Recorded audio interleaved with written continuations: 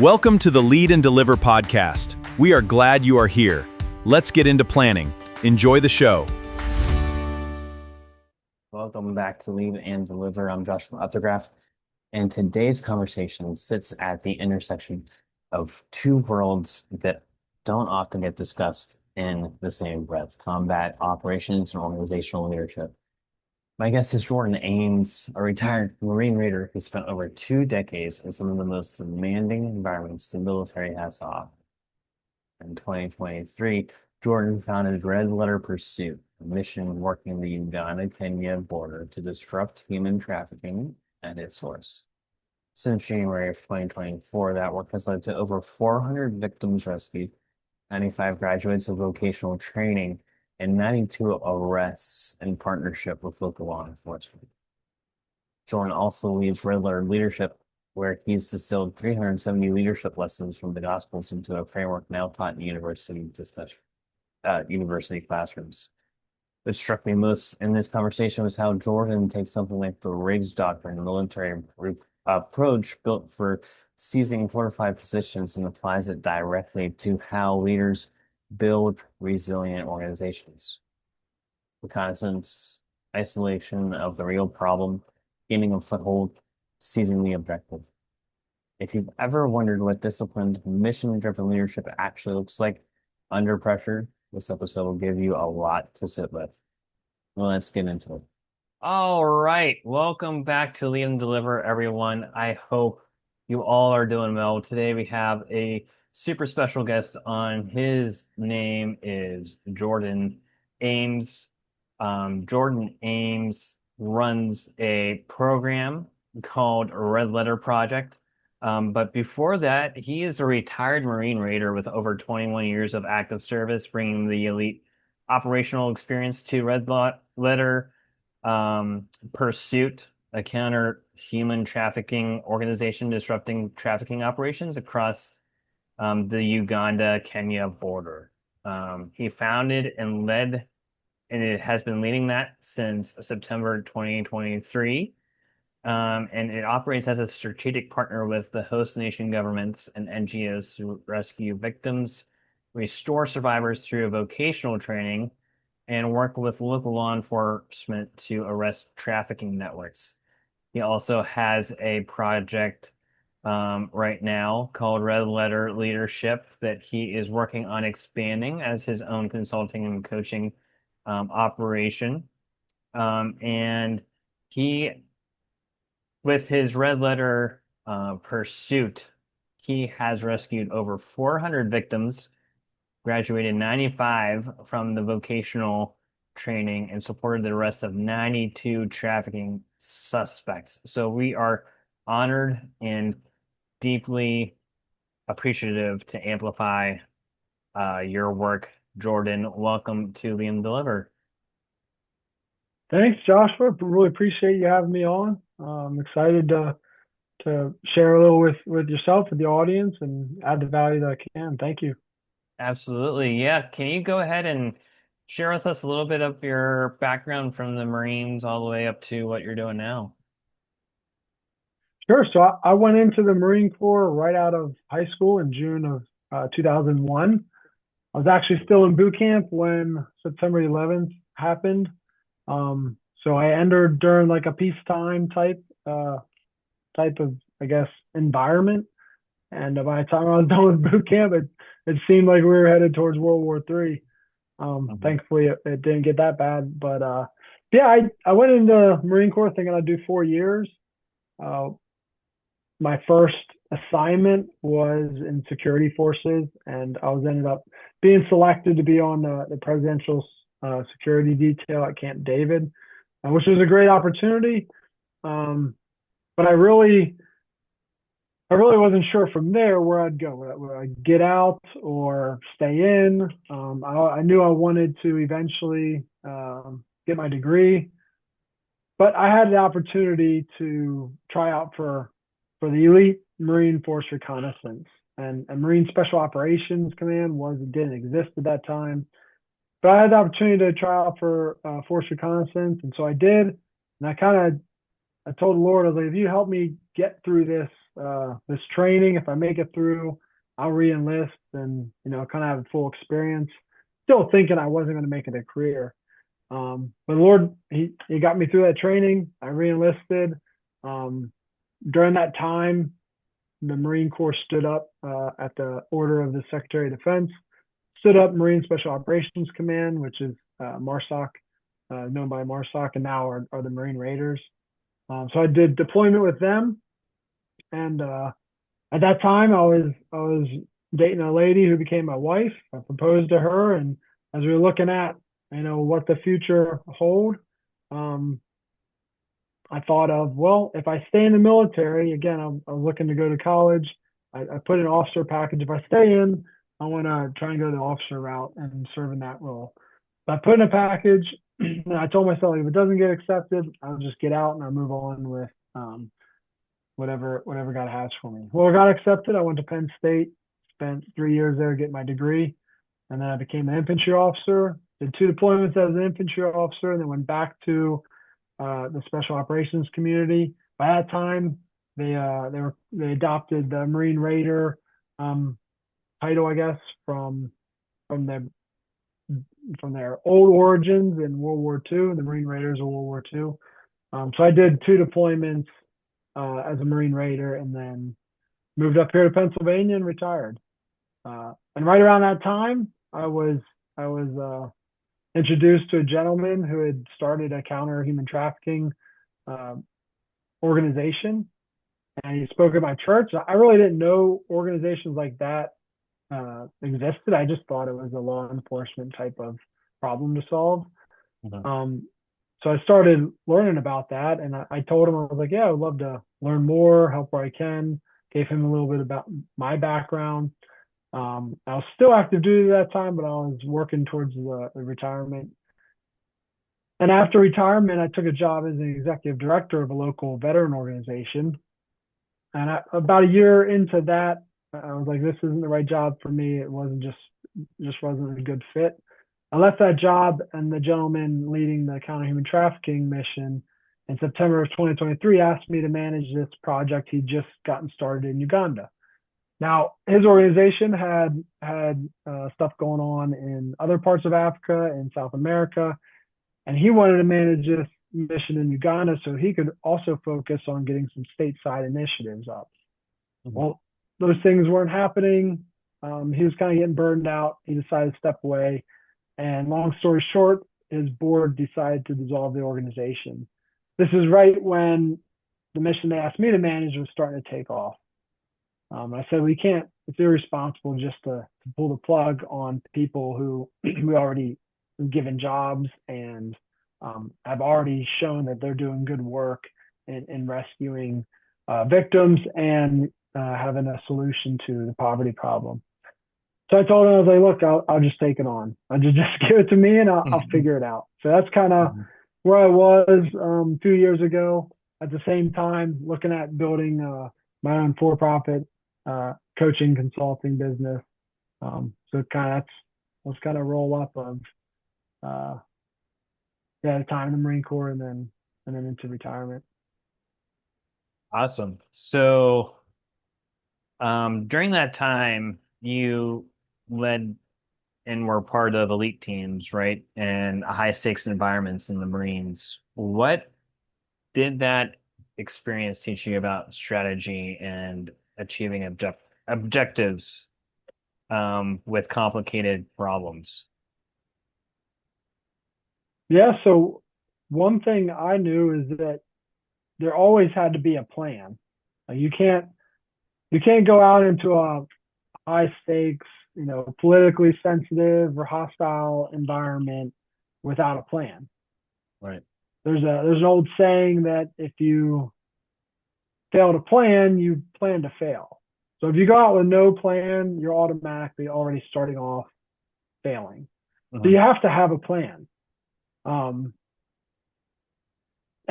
with a plan, you can't really have a plan without a clear objective, right? So we had to be tasked from higher headquarters specifically what they wanted us to do, and then we had to make a plan to do it. Now, with all that, you can do all the great planning in the world, but once you leave the safety and security of a base and you're now in enemy territory, we also have the saying that no plan survives first contact. Mm-hmm. So you have to have a clear objective there so that you can then plan. But you also understand, you must understand that when you start facing opposition, your plan can very much fall apart. But if you have a sound plan, you're going to be able to adjust, call an audible, so to speak. If you have no plan, there's no way to adjust. And so in a very much a high stakes environment, like there has to be a clear vision, a clear objective. There has to be a plan. You have to understand that you're going to face opposition, and that plan won't always, play out as you originally planned it, as you originally thought. And then lastly, you have to have in that type of environment, you have to have a can't lose mindset or attitude. When we plan an objective to do a direct action raid against a terrorist or an insurgent, target, so to speak. There's this military doctrine for ground forces. When they do that, the acronym is RIGS. It's the doctrine to attack a fortified position. So back in World War I, attacking a trench. Okay, in the global war on terrorism, the common fortified position is an enemy insurgent residence or compound. Okay, the very simple 4-step process is recon, reconnoiter that objective. Do all the research, planning that you can to understand that objective. And then isolate that objective. So isolate means that there's going to be other maybe buildings or enemy units or whatever that are outside that objective, and they're going to want to prevent you from getting into that objective. But they're not your mission. That's not your objective. Your objective is not to deal with them. However, you have to if you're going to stay focused on the mission that you have. Mm-hmm. So isolating your objective, that mission that you have, means getting support. It may be aircraft support, it may be artillery, maybe all sorts of different types of support to handle that opposition that is beyond your objective so that you can focus on your objective. Okay, so that's isolate the objective. The third step is gain a foothold. That's when we would move in and we'd get inside that compound or that target building with an explosive breach. We'd send guys in to dominate that first room. Once we gain that initial foothold, that's a lot of security for us because we just broke through that fortified position. So now we own some ground in that position. And then the last step is seize the objective. So that's when you just flood your combat power, your forces into that building. And within minutes, they're clearing every single room, every single part of that building so that, okay, any sort of threat is eliminated, it's cleared, it's controlled, and you own 100% of that enemy target building. And then you can get to work on other actions. But that is how we really handled and going with something with a can't lose mindset is we just repeated that same process for every single objective that we were given. Every tactical objective we were given, recon the objective, isolate it, gain a foothold, and seize that objective. Love that. You can use that a lot in business as well. Yeah, I've explained it to people like learn is like the recon, whatever goal you have, learn what you need to do to accomplish that goal. And then secondly, gain the support you need to help you out with that. And then the gain a foothold is like, okay, take action, like actually start moving. You can't just be in planning mode all the time. You actually have to get going. You have to take action. And then lastly, when you start taking action, the whole seizing it when you take action, you're going to fail some, you're going to succeed at some. So exploit those successes and learn from those failures and keep moving forward. Right. Love that.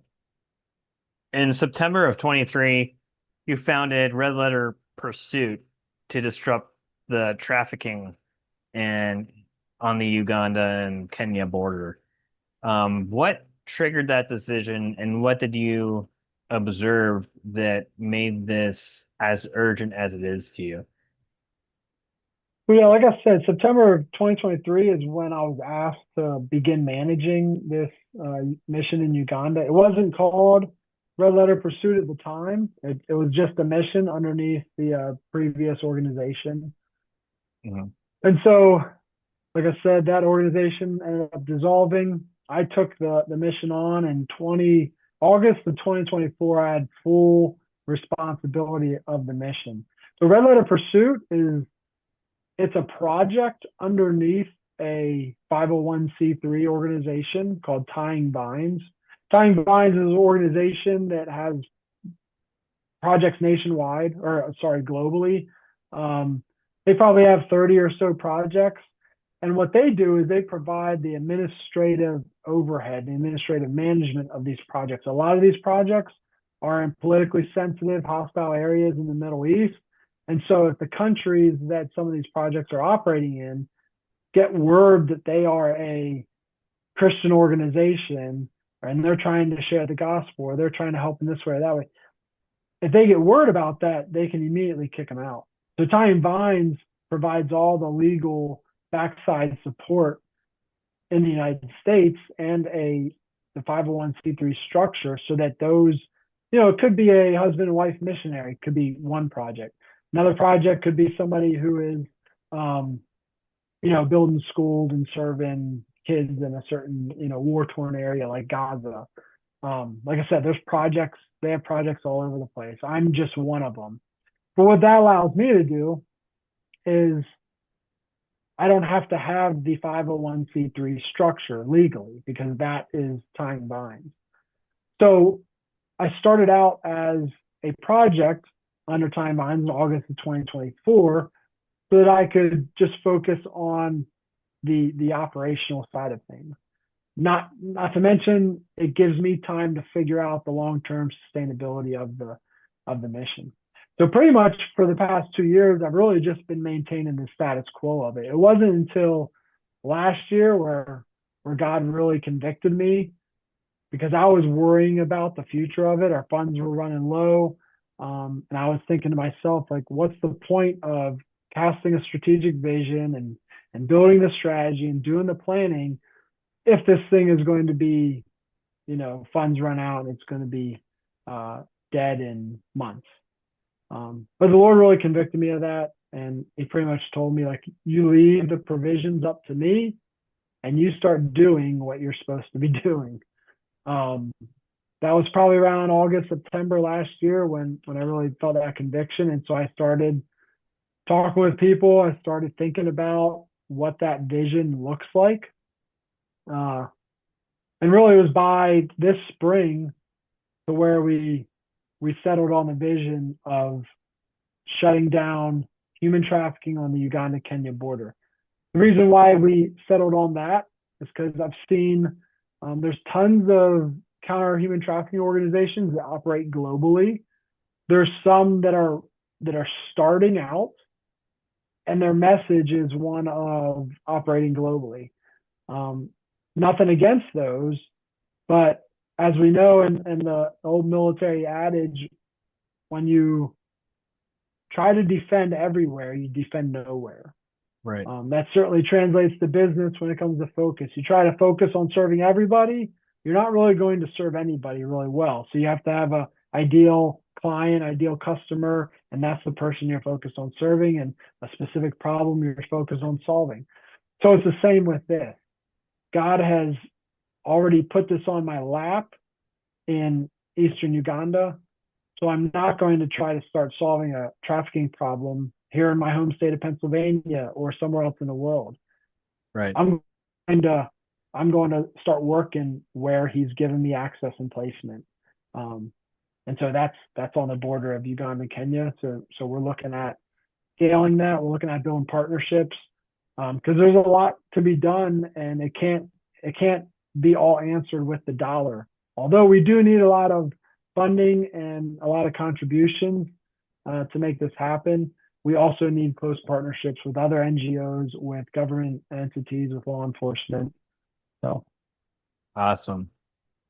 Um, Even though the past several years, human trafficking has come up in a lot of conversations that I've noticed, um, and to the Western audiences, it's still like very largely unknown to the scope and size of what's going on with that yeah, kind of stuff. And since January of 24, Red Letter Pursuit has rescued over 400 victims, graduated 95 from vocational training, and supported 92 arrests. Can you walk us through like what those numbers mean to you and kind of sure. what you're seeing that kind of surprised you the most? Well, so like I said, I started working this problem set September 2023. Hmm. As we were rescuing a few that fall, I wanted to start capturing I guess, data, because I knew as we continue to grow this, I want to know, what's like the age groups that are being rescued. Where are they coming from? So, starting in January of 2024, I started having our director for every rescue, the name of the individual, the age, the hometown, who rescued them. Was it our foot patrol? It's on the border, or was it the local police? Um, that way we can start, building this idea of like where they're coming from, what their age are. Um, and so we started that in January of 2024. They rescued 13. That was the first month that we had a foot patrol and a law enforcement liaison officer who was able to help train the foot patrol in tactical questioning, help them identify a potential trafficking situation. And it helped us having that law enforcement liaison officer. That person is part of the local police, so it helped us have a close relationship with the police. Um, and so they've been averaging in the teens every month, and it was just this past month where we went over that 400 mark. And so that's like the first phase of what our mission looks like, is that rescue. And rescue, and what I've learned is the term rescue versus interdiction in the counter human trafficking space do Hmm. mean a couple of different things. So I just want to be clear for the audience. Rescue is a lot of times referred to when you're truly rescuing a victim who is currently being exploited, whether that's sexually, labor wise, or however.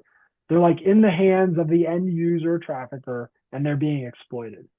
Interdiction is like they've been lured out of their home environment, their comfortable environment, their peaceful environment, their freedom. They've been lured away from that, and they're being moved into an exploitation situation. So there's a lot of movement because Eastern Uganda is so poor and suffers from extreme poverty. Whereas to us in America, Kenya might be poor too, and certainly they are poor. But compared both countries and both regions, Kenya has better opportunities to make money than Eastern Uganda does. So that's a fact. Their GDP is a little higher. That's a fact. However, the traffickers use that fact to lie to these adolescents to lure them out of their home area, their rural compound village, and to say, hey, I can get you free education. I can get you a good paying job. And so they lure them out of there. And then, best case scenario, these victims wind up as domestic servants in the home of a Kenyan family. Best case scenario, they're doing that, and they're probably emotionally or verbally abused, making pennies on the dollar of what they should be making. They may even be physically or sexually abused within that type of situation. Uh, Worst case scenario, those victims are being moved to fly out to the Middle East, to go to Southeast Asia, a place like, or any America, anywhere in the world where they can be, you know, enslaved, freedom stripped from them, and be used for the end user purpose, whether that's for prostitution, for labor, maybe another domestic servant type of situation, another part of the world. Um, and so the lure out of their home environment is the same, regardless on what the end user is. The lure is the same, and so that victim truly doesn't. They really don't know which direction they're going, and so our foot patrol interdicts. Um, and what we do is, because poverty is truly the source of why trafficking looks the way it does in eastern Uganda, we have to have a solution to that. And so about 80% of the operating funds that I send over every month to our the local Ugandan-based NGO, about 80% of those funds goes towards paying full tuition, room and board, and the materials needed for these victims to go through a vocational training program, which most of them, for the females, they mostly go to the salon or tailoring programs. And then the males, a lot of them are going through mechanics programs. Every now and then they'll get some that want to be, in carpentry, woodworking. But yeah, that's the other 20% of our funds that goes towards paying the salaries of the team over there. It goes towards the vehicle that they use, and putting gas in it, and the different funds associated with a rescue. Whenever they interdict a victim and they rescue them, they need to get them back to their family. They need to maybe care for them for a couple of days. That's what the funds are being used for. They're sent over there. But then when there's a suspect involved, so our foot patrol is co-located with a police checkpoint, and the times where there's an interdiction and a suspect is right there, and the police are able to arrest them, that's where that 92 arrests come from. Our organization that we support over there has no arresting power, but they work so closely with the police that they can get the police involved almost simultaneously, because it's literally a co-location. There's our foot patrol, they interdict, they can send one person to run over across the street to the police checkpoint and get the police involved and make an arrest. Now, can you dig a little bit deeper into the vocational restoration and why that's so important too? I know you said that the opportunities in Kenya were better, and that a lot of them are economically motivated to leave their place of Yeah. safety, and that's the main reason why they're doing that. But can you um,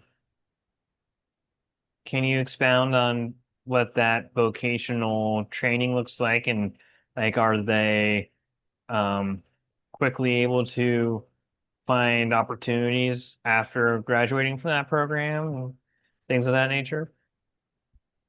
Yes and no. So whenever they graduate, the mechanics typically can, go find a job at a local garage. The salon and tailoring graduates, um, they usually go in with other graduates, Hmm. and they rent a place.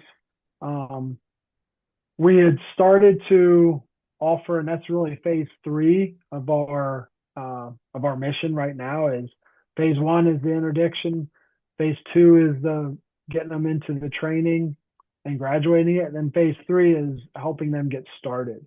So I've in the past year I've had to suspend the funding for phase 3, and I want to get that started as soon as possible, but I also need to be paying for the vocational training and, of course, the rescue. Right. So depending on the program, and it's not like we just hand money to the graduates and say, hey, best of luck. Our Right. director actually goes and purchases some of the material. Like for the salon and tailoring, there's a lot of consumable materials. Right. So they have to have some of those to get started so they can start the business. On top of that, there's rent payments for whatever building they're going to use. So our director over there, he helps get them started with those items and the rent. And whenever we were funding that, we would pay for 6 months rent up front. So to put this into US dollars perspective, for our salon graduates, when we were funding it, $700 was that startup capital. So we paid for them to get through the vocational training, again, full room, board, and materials. And then once they graduated, $700 would pay for 6 months rent in a place. It would pay for all their startup materials or consumables. It would pay for some of their non-consumable equipments, for hairdressing. So yeah, when you're talking about the U.S. dollar, that type of startup capital, and you're giving them an opportunity to make an honest living in their home country, and that's really the whole goal of the vocational training and the startup capital is to okay, we can interdict trafficking all day long, but because they haven't reached the end user of trafficking, because they're not currently exploited, they're really just taking our word versus the traffickers.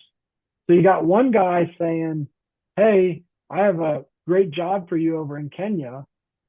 And then that person trying to walk you over there or give you directions to somebody that's going to pick you up on the other side of the border. And then you have this group this two-person foot patrol along with the police, and they're saying, hey, you're walking into a bad situation.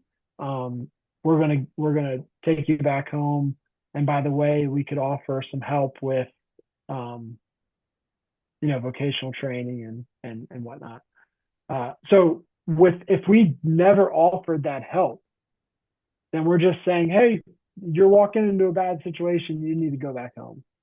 Right. What's the chances they're just going to be like, no, I think I need to try and get over to Kenya. Right. So we have to have a solution to that poverty. And right now that's what we're working. We're looking at other different ways of doing that. Job creation, maybe trying to find jobs, even possibly connecting with legitimate Kenyan organizations where we can get them legitimate jobs in Kenya. There's nothing wrong with Kenya, there's nothing wrong with going across the border and getting a job. Just do it legally.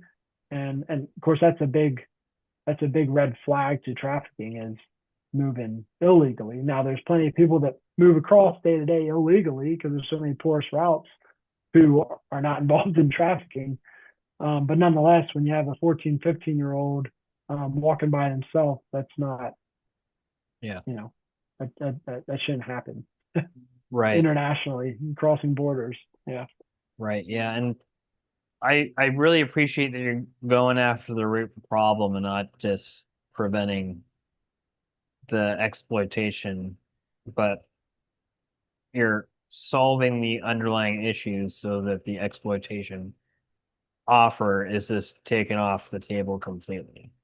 Yeah. And it's like, okay, so this person's offering me a better opportunity, making a livable wage, as opposed to pennies on the dollar for something that I was forced into, or even worse. So it's really a great thing that you have set up there. So you work with and through a lot of host government and NGO partners. How do you build trust with the government there, and what's that partnership look like? Well, our director in Uganda, of the NGO that we work with there, he is a phenomenal connector. And what I mean by that is he just has a way of building that immediate trust with the police, with community leadership. I'll give you a quick example. So this was probably maybe almost 2 years ago, right when the previous organization was dissolving and I was agreeing to take on the mission. I had to kind of kind of freeze the budget where it currently is, because I need to figure out fundraising, which I'm still trying to figure out. But I need to figure that out. So we can't like continue growing and expanding just because he says he needs this and this to, you know, to grow, to fund this or fund that. I couldn't just give it to him because now I need to do some financial planning. Right. So we started to have a wait list of victims that we interdicted getting into vocational programs. We couldn't just immediately enroll them. Mm-hmm. So again, when you're the traffickers luring the victim out of their home environment, we're interdicting that victim and sending them back. Of course, if home is a viable option, but we're sending them back and we're saying, hey, we can offer vocational training, but it might be a while. We don't know when we can do that. Right. So without, I mean, this was completely his creativity. I didn't suggest anything. I just was like, look, you got to work with the budget I'm giving you. And what he ended up doing was working with the police and working with community leaders, and putting his name down as the NGO, committed to supporting this person. Mm-hmm. He crafted like an agreement where the community leader would sign it, the police would sign it, he would sign it, just showing that commitment to the victim and their family that, look, we're not just saying that we can, get you into vocational training and then never coming back and never addressing it, never following up. Like, we're truly putting you on a wait list. And so the people that have been put on wait lists ever since then, I mean, we've always had a wait list. It'd be great if we didn't have to have one, but they've seen others on a wait list, and so we've shown that pattern and we've built that trust through that simple process of giving them a written piece of paper saying, look, we're committed to helping you out, if you want it. Not all the victims want the vocational training. Out of that 400 plus victims that our team has rescued, I would be very naive to think that none of them have tried again to go across the border to Kenya or listen to some trafficker that they, of course, didn't know was a trafficker. So one of the big things that we want to eventually get to is doing some, education awareness campaigns to some of these villages. So whenever we collect that data on a victim and we're learning where the preponderance of these victims are coming from, we can start targeting an education awareness campaign. Like, look, this is what they're coming. This is what it's going to sound like when they're trying to lure you out. Do not leave them. Do not listen to them. That type of thing. Our director has been great and is very good connector. But Awesome. that's all a lot to be done as well. There's a lot of NGOs working in Uganda. There's other, especially when we talk of a vision to shut down the border, like there's other relationships along the border that we're gonna have to make. So a lot of work to be done. For sure. Kind of the last question I have about the red letter pursuit. What do you think the American church and Christian business leaders need to understand about human trafficking, and why should it be a priority for every Christian organization, whether or not they're directly involved or not? Well, I personally, and this is kind of where the term red letter pursuit comes from. Really, I'll back up and now answer your question. Mm-hmm. I have the for-profit business red letter leadership. It's right there in the name. Leadership focused on the words and example life of Christ. Red letter pursuit, I coined that term whenever I knew I had to brand this counter-trafficking mission. I had to brand it in some way in the United States so that I could have operational security of the work the team's doing on the ground. That organization has a name. It's registered in Uganda. I'm not going to say the name on this podcast. But whenever I first took it on, and I was trying to gain, get fundraisers and get some support, I was saying exactly, hey, you're supporting this organization in Uganda. And I knew I couldn't put that on open source internet. I couldn't put it on social media. So I was like, how can I tell the stories? How can I, share what's going on, share the impact, but protect the, maintain operational security? Like, well, I need to develop some sort of brand, right? And so that's what Red Letter Pursuit is. And it's I didn't want to really think too much about branding.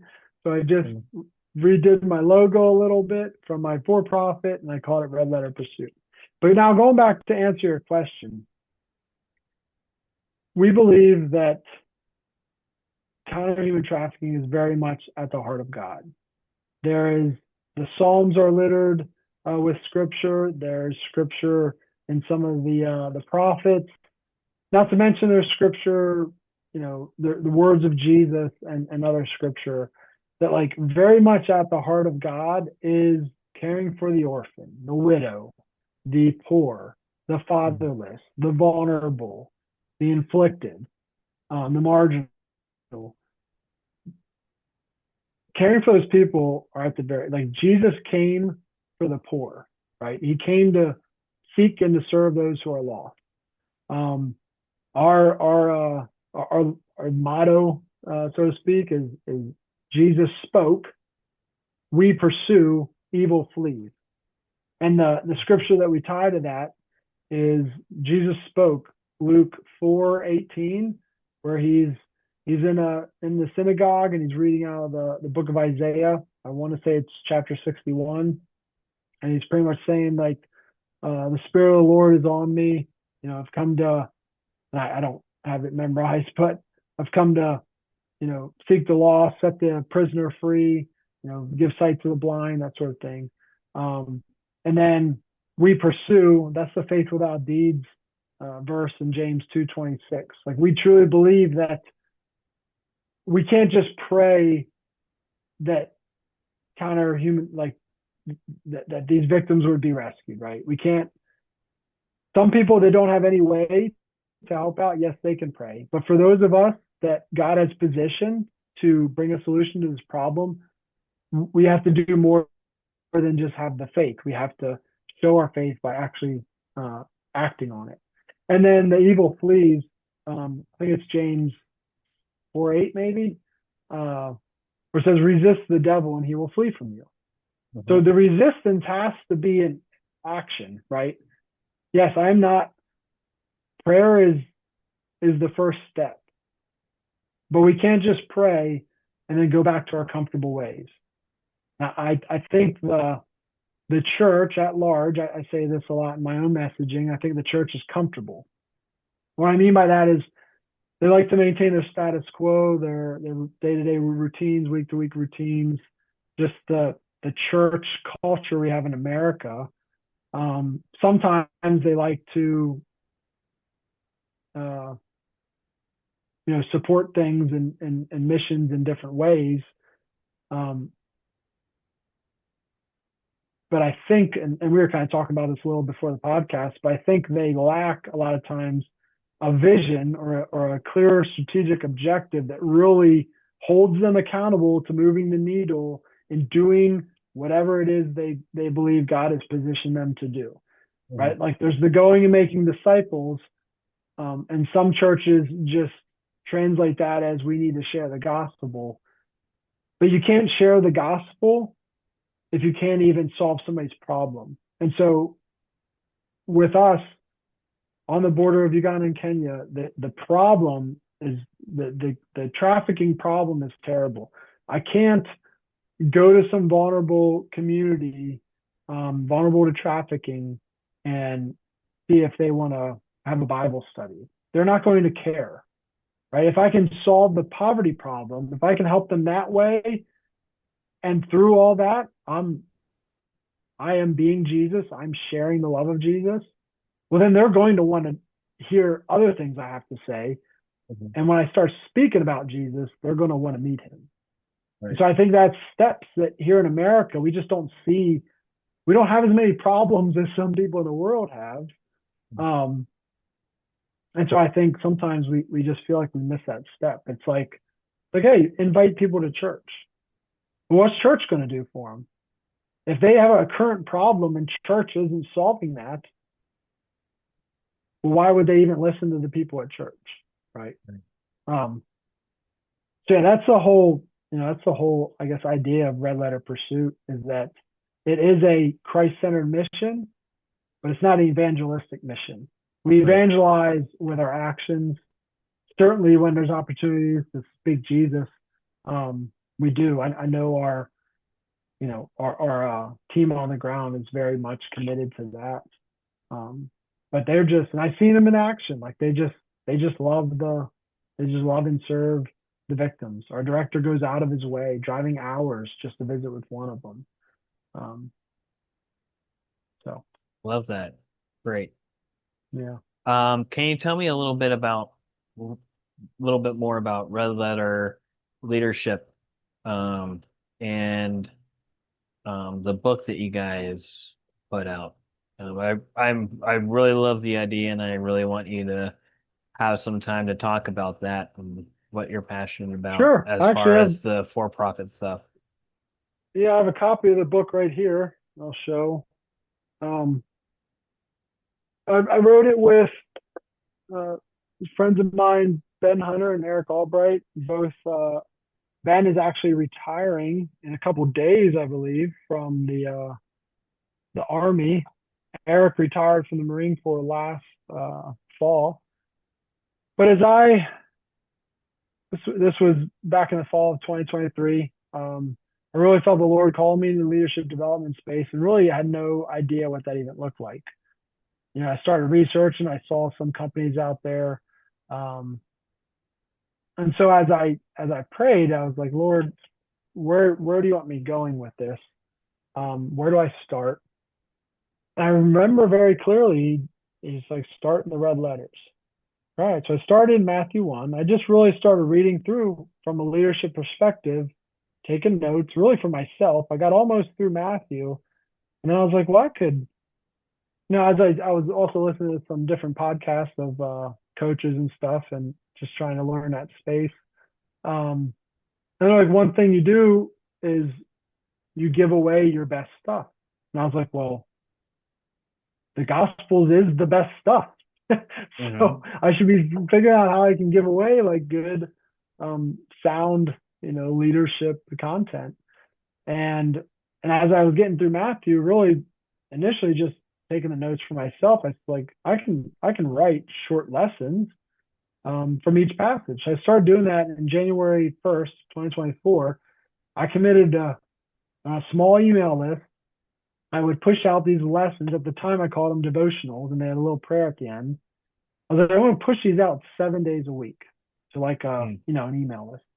Um, and as I started doing that, these other two gentlemen, Ben and Eric, I reached out to them probably halfway through Matthew. I was like, hey, would you guys be interested in doing this with me? For two reasons. It would, one, lighten my workload a little bit, doing these 7 days a week, but it would also bring two other perspectives to leadership from Jesus. And they both agreed, and they were really invaluable. Their writing, I think, as we continued through the Gospels, I think it improved my writing. But I wrote all of Matthew, and they started writing with me in Mark. They each took a week out of the month, and then I took the other 2 weeks.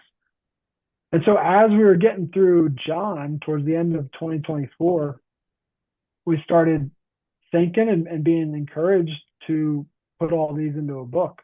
We started researching what that looked like, contacted a publisher, and by September of last year, the book released, and it's available now on Amazon. It's available on logos.com as an ebook. Last December, Liberty University reached out to me, and they wanted to use the book in some of their leadership classes. And so they partner with Logos to deliver their online book, their ebooks. And so I had to go into an agreement with Logos. So now it's on Logos. It's on Ingram Spark, which is a platform that you can buy it individually off there, but you can also, it's also for wholesalers to buy, bulk books and then sell them, whatever, Barnes and Nobles, Books A Million. So it's available. And I have all those different ways to order it on my website at redletterleadership.com/book. You can learn more about the book itself. And then I also put together just recently, because one thing I learned as I really conceptualized Christ's leadership throughout his life, he led in 4 areas. So he led himself well. He mastered leading himself. He mastered his ability to gain influence with others. Like before he ever had any followers, when he was starting his ministry, he mastered the ability to gain influence. And then he mastered the ability to lead a team, which we all call organizational leadership. Right? When you look at how he led the disciples, you can really learn a ton from organizational leadership, or about organizational leadership. And then lastly, he developed leaders. Like he knew his purpose and his mission. He came here for that very assignment, but he also knew that that mission had to continue long after he was physically on earth. And so he developed his disciples to continue that mission. So there's a lot of lessons in there and how we can develop leaders. And so I made this this PDF handout that you can download off the website, and it ties right into the book. So I took each lesson from the book. I have a page number on there, and I categorized it into one of these 4 areas. So for your listeners, they pick up the book and they have that PDF resource. They could go to their church. They could develop a personal growth study, let's say, just out of the Gospels, and they could look at all the leading yourself lessons from that book and be able to find them and go directly to using them and build themselves a study if they wanted to do that. Or they can look at organizational leadership and do the same thing. So that's the book. One thing that I've been learning as a businessman, as an entrepreneur, is figuring out that ideal person that I want to serve, and really how I'm going to serve them. So God has really been working in my life over the past year on how I'm going to do that, and it's really mirrored my position with the Counter Human Trafficking organization, like what I need to be doing as the founder, as getting this thing going, as the leader of the organization. I built a coaching program to help that same type of person, the person that is the executive leader of a ministry, maybe of the church themselves, the executive ministry team, or maybe they're just an entrepreneur or business owner and they're trying to look at what the next strategic objective is for their company, their ministry. So I built a coaching program to help walk them through that, and really truly be their coach, be their, hold them accountable. And because like I said at the very beginning, one thing I learned in special operations is you have to approach each objective as if you can't lose. And whenever we have more Christians stepping out in faith and going in the direction that God's taken them with a can't lose mindset, I think you're going to see a lot more Christians winning, which is what we need. Like we need Christians to be successful. We need them to be successful in wealth, yes, but we need them to be successful so that they have a testimony to what God is doing in their lives. And I think a lot of Christians rather just be comfortable and like, look, He's provided my needs. He is taking care of my family. I'm just going to ride this out and one day we'll go to heaven. That's great. But if you have a heartbeat, you still have a purpose and you still need to be multiplying what God has given you. Mm-hmm. Yeah, so that's kind of that's my passion. That's where I've taken this Red Letter Leadership business. I love that. I think we need more people like that. Yeah. And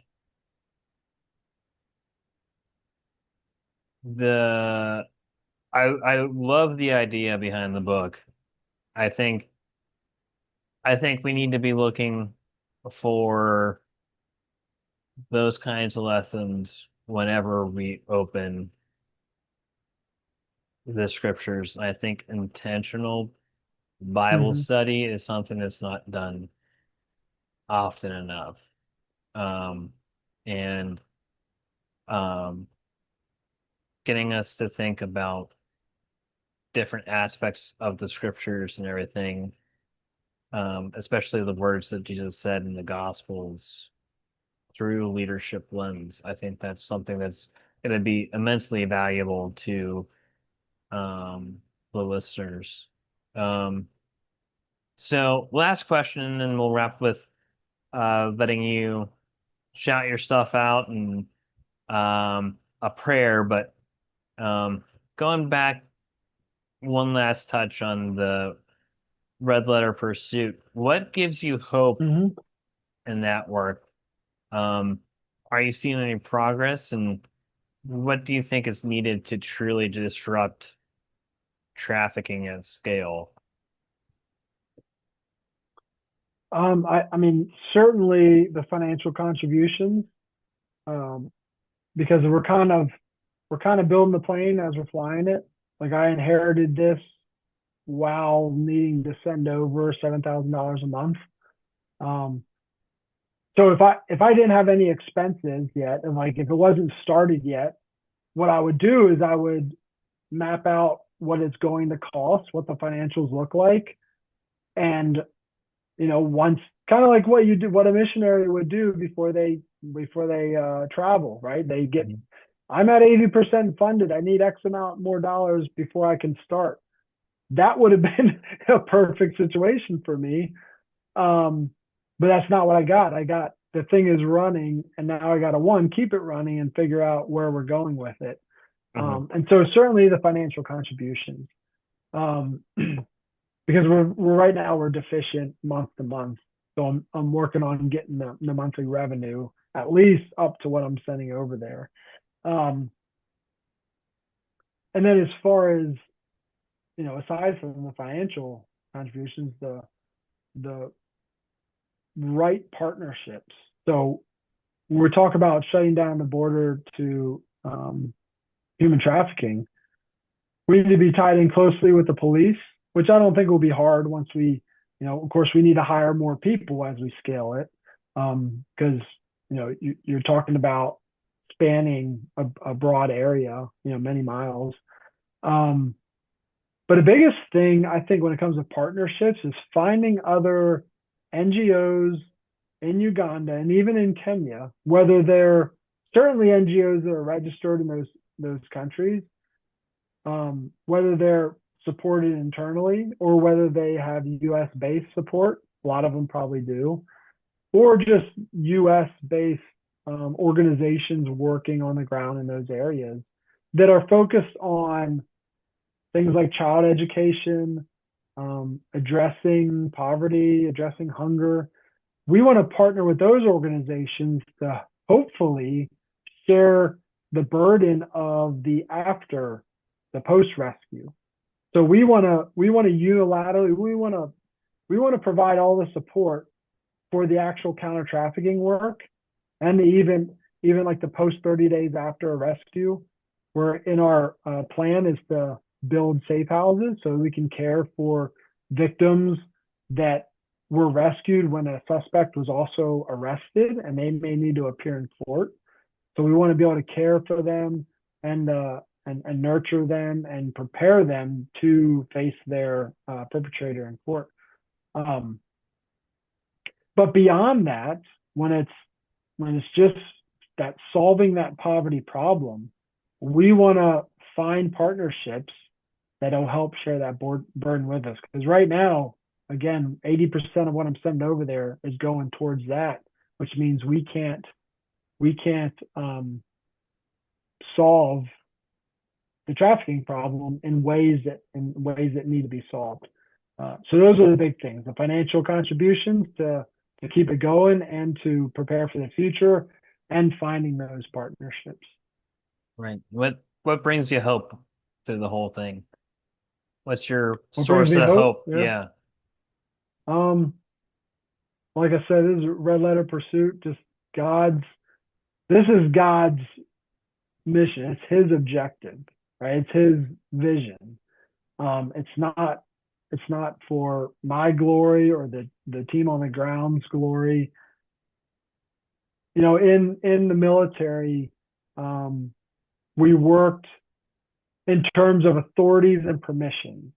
So our authorities came from Congress, right? They put it into a bill, they put it into law, and that bill authorized funding to fund specific, missions overseas, right? So those were the authorities. But that didn't mean I could go and do whatever I wanted to do because I had those authorities. I had to have the local permission of a general officer who said, hey, I need you to go do this. And then I would develop a plan. I would show him the risks to it. And then I'd present it to him and he'd give me the permission, right? I had to show that I had the authority and then he would give me the permission. So what gives me hope is that the Bible is clear that I have the authority to do this work. Like we talked about earlier, counter-trafficking is at the very heart of God. I truly believe that. So I don't need authority from anybody else. I don't need to ask or question if I have the authority, right? Jesus even said in his Great Commission that all authority is his and that he's telling us, he's commissioning us to go and make disciples, right? But as far as the permission, I kind of see that as coming from the donors, coming from those that are going to support, going to contribute. So I'm hopeful that there's people that care enough about a mission like this, even especially in the United States, where this is a mission overseas. You're not getting I mean, other than some testimonials that I try and grab, from our director, you're not really getting any thank you. You're not getting recognized for it. It's not like you're sponsoring some event back here and you can have your business name on a pamphlet or something. Like you are donating to that cause. And the first time you may be thanked is in heaven. Mm-hmm. And so I'm hopeful that, and that's what I love about just the Christian heart is that people understand that. They understand what storing up their treasures in heaven is all about. And so, yeah, I'm hopeful because I know that it's God ordained. It's not just me coming up with a great idea. Yeah, for sure. That's how I feel about kingdom planning too. It's not, I tell everyone it's not my business, it's God's, and he's going to do with it what he wants to do and reach who Which he is really wants to. every business. That's the one thing Yeah. that's interesting is whether somebody believes in God, whether somebody, has committed their life to Jesus, God still owns everything about them. Mhm. That's the truth. That's not going to change. Like we are only stewards of what he gives us. Mhm. And right with the parable of the talents, right? Like we're expected to multiply. We're not expected to serve ourselves with what he gives us. Right. So, where can people find you? I know you said redletterpursuit.com, right? Well, redletterpursuit.org .org. Okay. is the nonprofit. That I'm working right now to find someone that can help manage that website because it's on Wix and I don't understand it too much. So that needs some updating, mainly for like people to subscribe to the email and stuff. But what they can do is they can shoot me an email at jordan@redletterleadership.com. And if they want to be added to the newsletter for the counter-trafficking, or if they just wanted to have more questions about it, they can shoot me an email to that address.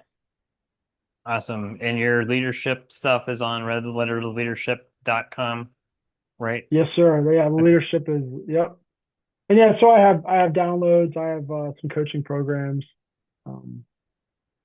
And the Yeah. usual, just look for Jordan Ames on Instagram and Yeah, I'm not too big on Instagram. I kind of do LinkedIn. more personal stuff on Yeah. Facebook. But yeah, mostly when it comes to the coaching business or the trafficking work, it's mostly LinkedIn. Yeah. Okay, awesome.